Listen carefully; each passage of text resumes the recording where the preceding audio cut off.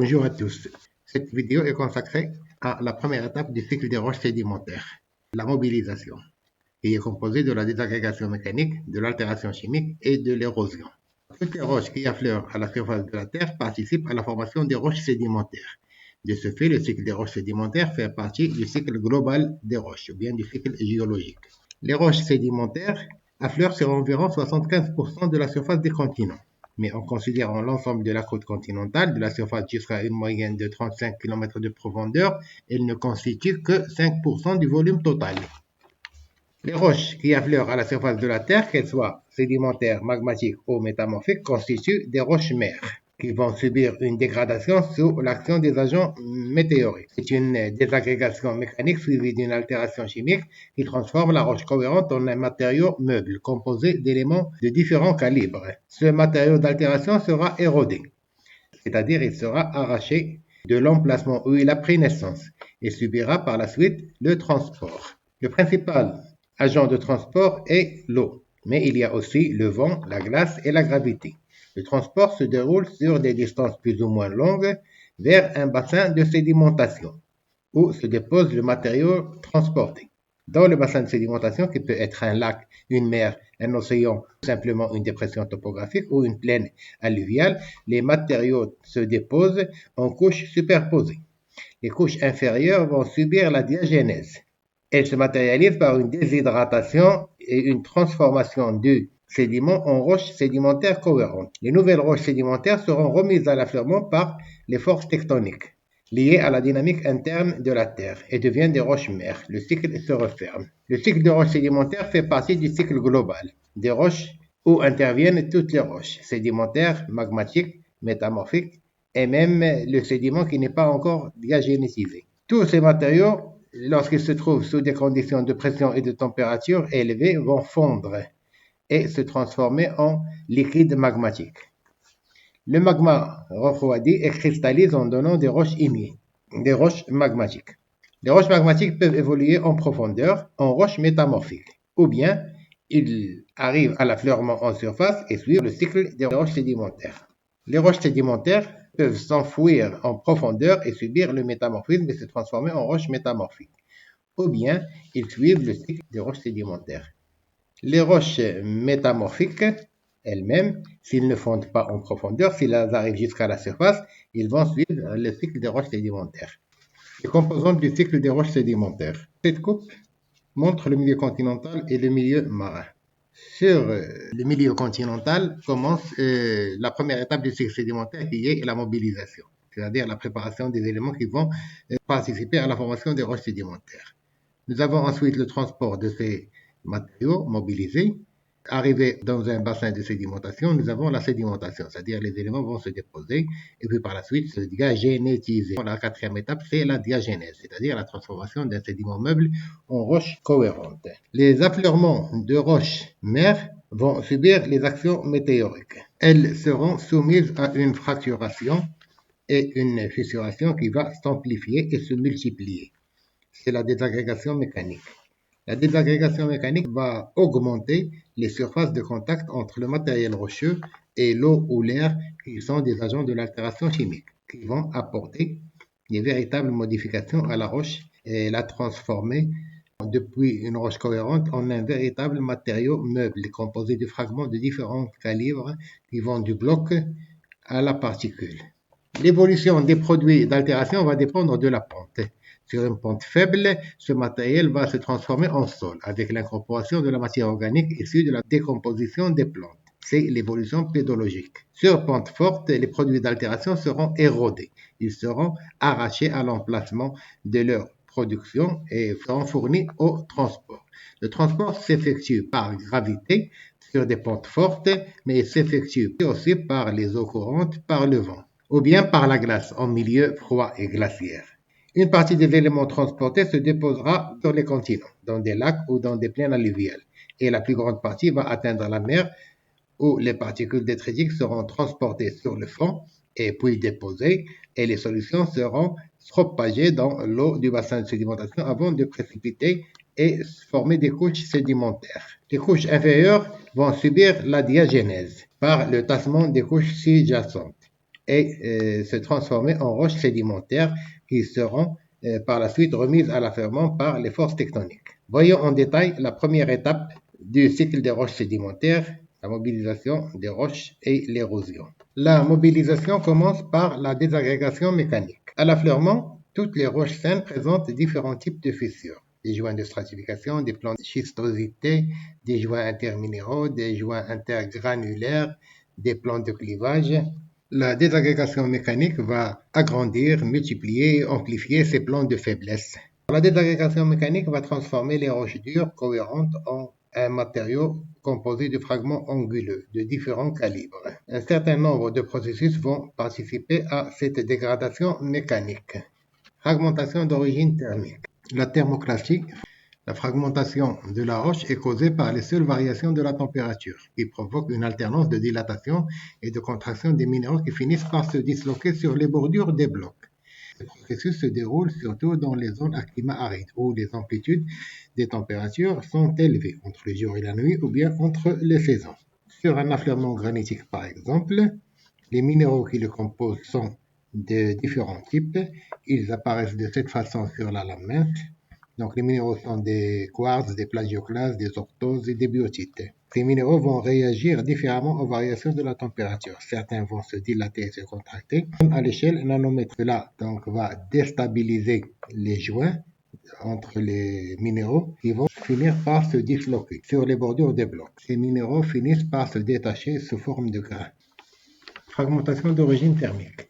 Cette fois-ci, elle fait intervenir l'eau. La cryoclastie est la fragmentation par l'alternance du gel et du dégel de l'eau. En gelant dans les fissures, l'eau augmente son volume d'environ 10% et exerce une pression sur les parois des fissures et les élargit. Cela provoque l'éclatement des blocs. La géliveté des roches dépend de leur porosité, c'est-à-dire de la quantité de vide qui accueille l'eau dans la roche. Fragmentation par dépressurisation.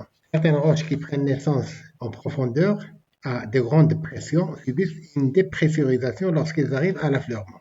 Elles réagissent par une fissuration qui naît dans la roche parallèlement à la surface de la roche, qui a tendance à peler. On assiste à un décollement de feuillets de roche, produisant localement des dômes d'exfoliation. On parle de débitage par desquamation. C'est une fragmentation en plaquettes de roches incurvées. Fragmentation d'origine hydrique. Et cette fois-ci, l'action de l'eau à l'état liquide sous des climats à évaporation intense. C'est ce qu'on appelle l'hydroclastie. La fragmentation qui affecte les roches qui connaissent d'importants changements de volume consécutifs à d'importantes variations de leur teneur en eau. Le volume de certains argilites augmente de 60% lorsqu'elles sont saturées en eau. La rétraction causée par l'évaporation de l'eau provoque des dessiccations et engendre un débitage en polygones. On peut même assister à un débitage par desquamation. Fragmentation par le sel, l'alloclastie. Cette fragmentation est liée à la présence de sel sous forme de solution dans les eaux qui percolent les fissures des minéraux. L'évaporation intense de ces eaux génère une croissance rapide des cristaux de sel qui exercent des pressions sur les parois des fissures et les agrandissent. Fragmentation d'origine biologique. La seule action mécanique biologique dans la désagrégation mécanique est liée à la pression exercée par l'accroissement des racines des arbres dans les fissures des roches. Les racines des arbres croissent à l'intérieur des fissures des roches parce qu'il y a des nutriments dans ces fissures. Ces racines vont devenir ligneuses et exercer des pressions sur les parois et faire éclater et élargir les fissures. Fragmentation d'origine éolienne. L'action destructrice du vent provient de son énergie lorsqu'il est fort ou lorsqu'il transporte des particules très dures, généralement quartzeuses, jouant un rôle d'abrasif en milieu aride. Il agit par déflation, abrasion ou corrosion. La déflation consiste à un enlèvement des particules sur des formations friables ou meubles. On a des règles lorsque la déflation dénude le sol de ces particules fines et va les emporter ailleurs, ils vont se déposer donc dans un endroit où il va s'appeler règle, où on a des accumulations sableuses. L'abrasion est une attaque par les particules dures, laissant des vannages ou même une ablation pelliculaire sur la paroi des roches cohérentes, conduisant à des sculptures caractéristiques. La troisième action du vent, c'est la corrosion. La corrosion est exercée par des vents violents fortement chargés d'abrasifs. La roche subit un décapage et un polissage laissant des surfaces lisses. La corrosion délimite des buts allongés au profil longitudinaux aérodynamiques hauts, parfois de plusieurs mètres, appelés des yardans. Et on arrive à l'altération chimique. L'altération chimique va apporter des modifications plus poussées aux matériaux rocheux. La désagrégation mécanique prépare la roche à l'altération chimique en multipliant, en élargissant les fissures, autrement dit en augmentant la surface de contact entre le matériau rocheux et l'agent d'altération chimique qui va transformer les roches cohérentes en matériaux meubles ou en solutions mobilisables par l'érosion. Les agents de l'altération chimique sont l'eau, qui est l'agent principal, mais l'action de l'air est aussi importante. Donc les agents sont l'eau et l'air. Action de l'air. L'air agit surtout par l'oxygène. La présence d'oxygène rend le milieu très oxydant, ce qui transforme les minéraux contenant des éléments chimiques susceptibles au processus d'oxydoréduction, comme le fer, le cuivre, le zinc et le manganèse. Exemple, la magnétite est un minéral noir qui est un oxyde de fer, FeO. L'oxydation de cette magnétite va le transformer en un autre oxyde de fer qui est l'hématite. Cette fois-ci, elle devient rouge et sa composition chimique est Fe2O3. Par la réaction, 2FeO plus 1,5O2 donne Fe2O3. Le fer passe de l'état ferreux, Fe2+, à l'état ferrique, Fe3+. Le fer sous forme oxydée est peu soluble dans un profil d'altération. Il reste dans le profil d'altération et lui donne une coloration rougeâtre. Si le même manteau d'altération est gorgé en eau, le milieu y est réducteur et le fer sous forme réduite est très soluble. Il est transporté sous forme de solution loin du profil d'altération qui prend une coloration grisâtre ou verdâtre. Altération par l'eau. L'eau est le principal agent d'altération chimique. Son action est liée à la structure de sa molécule.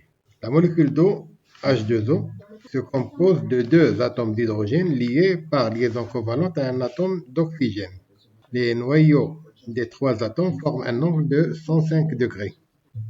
La proximité des atomes d'hydrogène fait que la molécule d'eau possède un côté où il est chargé positivement et un côté où il est chargé négativement. On dit que la molécule d'eau est bipolaire, avec un pôle positif et un pôle négatif. Les processus d'altération par l'eau. Les processus sont au nombre de trois: la dissolution, l'hydratation et l'hydrolyse. La dissolution, c'est le processus par lequel une roche ou un minéral subit une dissociation de ses molécules par un solvant et forme un mélange homogène appelé solution. Certains sels se dissolvent facilement, rapidement par l'eau. Leurs cations sont arrachés facilement par le pôle négatif de la molécule d'eau et forment des solutions dans l'eau. Les sels sont par exemple Na+, K+, Ca2+, Mg2+. Les molécules d'eau s'accrochent aux cations de la roche par leur pôle négatif et les arrachent. Et les pôles positifs s'attaquent aux anions et les enlèvent et les maintiennent en solution dans l'eau liquide. Le deuxième processus de l'altération des roches par l'eau est l'hydratation. Il s'agit de l'incorporation de molécules d'eau dans certains minéraux. Elles arrachent les cations solubles par dissolution, mais produisent un gonflement du minéral qui se transforme en minéral hydraté, avec libération des cations solubles. Le minéral contient des éléments chimiques plus résistants, mais sa transformation en minéral plus fragile et plus facilement dégradable va faciliter l'attaque par la troisième action de l'eau qui est l'hydrolyse. C'est le cas de la biotite qui est brune en lumière polarisée, mais qui s'hydrate et se transforme en chlorite qui est verte. Et la chlorite est beaucoup plus facilement dégradable que la biotite. La troisième action de l'eau est l'hydrolyse. C'est une réaction d'un corps insoluble qui, en fixant les éléments de la molécule d'eau, donne un nouveau composé qui est soluble. C'est le principal processus qui induit par arrachement des cations l'effondrement des structures cristallines. Un cation N+, s'entoure par N molécules d'eau et dissocie ces molécules d'eau, capte les groupements hydroxyles pour se transformer en hydroxyde et libère les ions hydrogène. Une liaison assez forte s'établit entre le groupement OH- de la molécule d'eau et le cation. Cette liaison facilite la dissociation de la molécule d'eau et la formation des hydroxydes. Les transformations chimiques des minéraux. Les minéraux primaires des roches offrent une résistance variable à l'attaque de l'eau. Ce qui fait varier cette résistance, c'est leur composition chimique et surtout la solubilité des ions qui composent ces minéraux. La solubilité des ions dépend de leur potentiel ionique, c'est-à-dire du rapport charge du cation sur rayon ionique du cation. En fonction de ce rapport ionique, on distingue trois groupes. Les cations solubles, dont le potentiel ionique est supérieur à 3, ce sont de gros ions faiblement chargés. Les cations déshydrolysants, leur potentiel ionique est compris entre 3 et 10. Les oxyanions, ce sont des cations dont le potentiel ionique est supérieur à 10 et qui forment avec des oxygènes des groupements anioniques solubles. Les cations solubles. Les cations solubles sont des bases. Leurs charges ioniques sont faibles, mono-ou leurs rayons ioniques sont élevés, Z sur E inférieur à 3. C'est le sodium, le potassium, le calcium, le magnésium et le fer. Ils sont facilement solubles par dissolution. Leur faible charge attire le pôle négatif de la molécule d'eau et sont facilement arrachés à la roche. Selon la réaction, N++ NH2O donne CNH2O N+. Les cations sont entraînées en solution jusqu'à ce que la solution soit sursaturée et le pH sera assez élevé et ces éléments vont pouvoir précipiter. Le cas du calcium conduisant à la précipitation avec le CO3 de calcaire, CaCO3, du magnésium pour les dolomies, MgCO3, ou bien du sodium avec le chlore pour la cristallisation du sel, NaCl. Les cations déshydrolysants. Leurs charges ioniques sont plus fortes et leurs rayons ioniques sont moins élevés. Ce sont des cations tritétravalents. L'eau agit par hydrolyse, la dissociation partielle de la molécule d'eau en H+ et OH-. Selon la réaction, Cn+, plus NH2O donne COHN, hydroxyde, plus N sur 2 H2. Une liaison assez forte s'établit entre le groupement OH de la molécule d'eau et le cation. Cette liaison facilite la dissociation de la molécule d'eau, la formation des hydroxydes et la libération de l'hydrogène. Les oxyanions ou bien les anions complexes, avec un potentiel ionique élevé et une surface fortement chargée, l'altération commence par une hydrolyse normale, selon la réaction déjà vue. Le cation se fixe avec une liaison assez forte avec la molécule d'eau. L'ion résultant, qui est l'hydroxyde, exerce une forte attraction sur l'oxygène et provoque la rupture du dipôle. Ces ions dissocient les hydrogènes des molécules et s'associent avec les O2-. Les groupements OH eux-mêmes vont s'ioniser. Selon la réaction, donc l'hydroxyde va subir des pertes d'hydrogène. De cette façon se forment des acides faibles dans la nature. Les ions soufre donnent des ions sulfate, SO4 2-. Les ions carbone donnent des carbonates. Les ions phosphore donnent des phosphates. Et ces ions sulfate, carbonate, phosphate se trouvent libres dans les solutions et qui peuvent précipiter en présence d'autres cations. La vidéo suivante portera toujours sur le chapitre 4. On continuera à parler de la transformation chimique des minéraux. On parlera aussi des conséquences et des produits de l'altération.